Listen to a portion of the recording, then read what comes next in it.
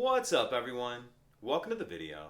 Today we're going to take a look at how to get a 2023 Hyundai Santa Fe unlocked, opened, and started if the key fob dies. So I've taken the battery out of this key fob to demonstrate. As you can see, none of the buttons are working and our vehicle's locked. So the first thing we're going to do is remove the emergency key that's in the bottom of the key fob.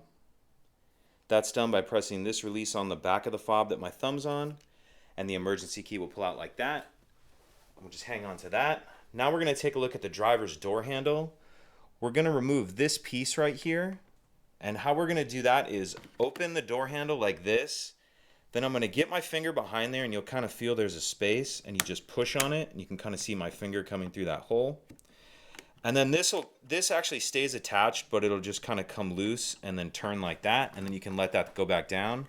And you can see in that hole where my finger was, there's a lock cylinder. So now I'm going to take my emergency key, put it in there, and then I'll turn it. And now it's unlocked.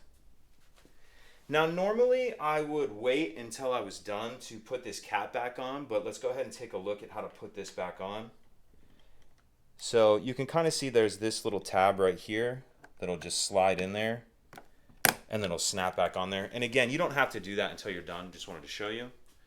And also now's a good time to go ahead and throw the emergency key back in our key fob just so we don't lose it.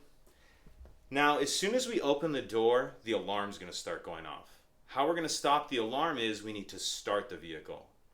How we're going to start the vehicle with a dead key fob is I'm going to get in, press the brake like normal, and then I'm going to use the top of the key fob to press the stop start button.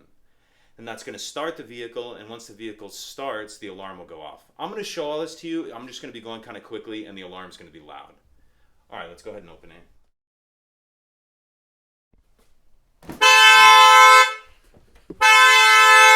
So get in, press the brake like normal, and then start the vehicle.